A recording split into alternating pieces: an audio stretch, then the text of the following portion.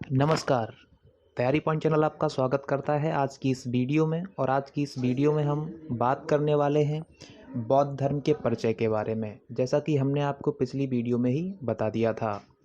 और मैं साथ में आपसे माफ़ी भी चाहता हूं बिकॉज़ मैं 2 दिन आपको वीडियो नहीं दे पाया, लेकिन कोशिश करूंगा कि अब आपको पर डे वीडियो मिलती रहे। ठीक है, तो उसमें पहला पॉइंट है कि बौद्ध धर्म के प्रवर्तक गौतम बुद्ध, जिनका बचपन का नाम सिद्धार्थ था और उनका जन्म 563 ईसा पूर्व में नेपाल की तराई में स्थित कपिलवस्तु के लुम्बिनी ग्राम में आम्रपुंज में साल वृक्ष के नीचे शाक्त क्षत्रिय कुल में हुआ था। ऐसे ही नेक्स्ट पॉइंट है कि कपिलवस्तु की पहचान सिद्धार्थनगर के पिपरहवा से की जाती है। और नेक्स्ट पॉइंट है कि कुछ विद्वान कपिलवस्तु की पहचान नेपाल की तराई में स्थित आधुनिक तिलौरा कोट से करते हैं। और अगला पॉइंट है कि 1895-96 ईस्वी में लुम्बिनी मतलब है रुमिनदेई से एक स्तंभ लेख मिला है, जिस पर हिद बुधे जातिते शाक्य मुनीत लिखा है, अर्थात यहाँ बुद्ध का जन्म हुआ। ठीक है ना, हिद बुधे जातिते शाक्य मुनीत का मतलब है कि यहाँ बुद्ध का जन्म हुआ। इसी प्रकार अगला पॉइंट आपकी स्क्रीन पर है, कहता है कि अशोक का रुमिनदेई अभिलेख बुद्ध के जन्म का अभिलेखीय प्रमाण प्रस्तुत करता है। और नेक्स्ट पॉइंट है कि सिद्धार्थ का गोत्र गौतम था अतः उन्हें गौतम भी कहा जाता है। इसी प्रकार अगला पॉइंट है कि सिद्धार्थ मतलब बुद्ध के पिता शुद्धोधन शाक्य कुल के मुखिया थे। नेक्स्ट पॉइंट है कि बुद्ध की माता महामाया, जो कि कोलीय वंश की राजकन्या थी, और उनका देहांत बुद्ध के जन्म के 7वें दिन हो गया था। जो मतलब उनकी माता थी, बुद्ध की जो माता थी, उनका जो मृत्यु हो गई थी वो बुद्ध के जन्म के 7वें दिन हो गई थी, अतः उनका लालन पालन उनकी मौसी प्रजापति गौतमी ने किया है। आइए अब हम अगला पॉइंट देखते हैं कि कालदेवल कौंडिन्य एवं ऋषि आतिश ने भविष्यवाणी की कि सिद्धार्थ चक्रवर्ती राजा या फिर सन्यासी बनेगा। ठीक है ना, यहाँ पे जो 2 ऋषि हैं, इन्होंने पहले ही भविष्यवाणी कर दी थी कि ये जो बुद्ध है ये तो या फिर राजा बनेगा, चक्रवर्ती राजा, या फिर ये सन्यासी बनेगा। ठीक है ना, और उसमें सन्यासी बन गए थे वो।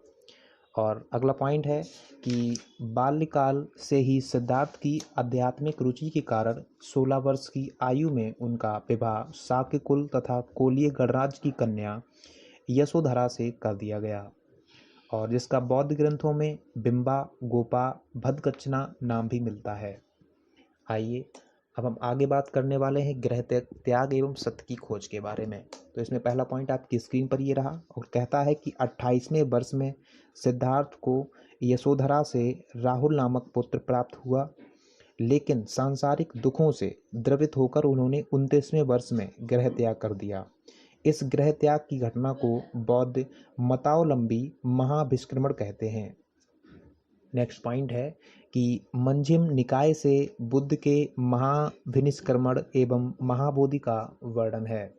अगला पॉइंट है कि सिद्धार्थ ने अपने घोड़े कंथक एवं सारथी छंदक चन्ना को साथ लेकर गृह त्याग किया। अगर आपसे कहीं क्वेश्चन पुटअप करता है, पूछता है कि कौन कौन साथ गए थे, तो अपने साथ एक घोड़ा जिसका नाम कंथक और सारथी एक साथी था जो कि छंदक था, उसको लेकर गृह त्याग किया था। ठीक है ना, छंदक का मतलब चन्ना, जिसको चन्ना भी बोलते हैं। अब हम बात करेंगे कि गौतम बुद्ध में वैराग्य उत्पन्न करने वाले 4 दृश्य। पहला दृश्य आपकी स्क्रीन पर ये रहा, जो कि जर्जर शरीर वाला मृत व्यक्ति है। नेक्स्ट है रोगी व्यक्ति, और अगला है मृत व्यक्ति, और चौथा पॉइंट है कि प्रसन्न मुद्रा में सन्यासी। ये 4 ऐसे दृश्य हैं जो कि गौतम बुद्ध में वैराग्य उत्पन्न करने वाले थे। ठीक है ना, इसमें हम कुछ पॉइंट्स के बारे में बात करेंगे। तो ये रहा आपकी स्क्रीन पर पहला पॉइंट, जो कि कहता है कि यह 4 दृश्य मंजिम निकाय में है। जो भी हमने 4 दृश्य आपको बताए कि जर्जर शरीर वाला वृद्ध व्यक्ति, रोगी व्यक्ति, मृत व्यक्ति और प्रसन्न मुद्रा में सन्यासी, ये आपके 4 जो निकाय हैं वो मंजिम निकाय में है। ठीक है ना। अगला पॉइंट है कि डीडी कौशाम्बी ने बुद्ध का गृह त्याग का कारण शाक्यों तथा कोलियों के मध्य रोहिणी नदी जल विवाद बताया है। नेक्स्ट पॉइंट है कि शाक्यों और उनके पड़ोसी कोलियों के बीच सिंचाई के लिए रोहिणी नदी के जल को लेकर विवाद था। उसके बाद अगला पॉइंट है कि बुद्ध ने गृह त्याग के पश्चात अनोमा नदी के किनारे अनुवैया स्थान पर पहुंचकर सिर मुड़वाकर भिक्षु वस्त्र पहनकर या फिर धारण किए तथा कंथक एवं छंदक, ठीक है ना, घोड़ा और सारथी को वापस भेजा। वहाँ से वापस भेज दिया और इसी स्थान पर कालांतर में चूड़ामणि एवं कंथक राम विहार का निर्माण हुआ। ठीक है ना।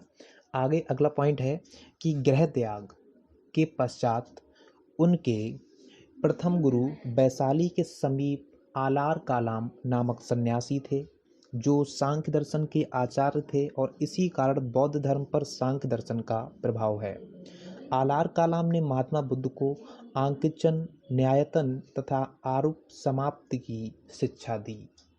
उसके अगला पॉइंट है कि आलार कालाम के बाद राजगृह के रुद्रक रामपुत्र सिद्धार्थ के गुरु बने, किंतु सिद्धार्थ संतुष्ट नहीं हुए।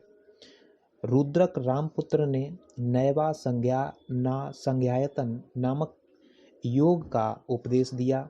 सुत निपात, पवज्जुसुत और ललित विस्तार के अनुसार राजगृह में सिद्धार्थ मगधराज बिंबिसार से भी मिले।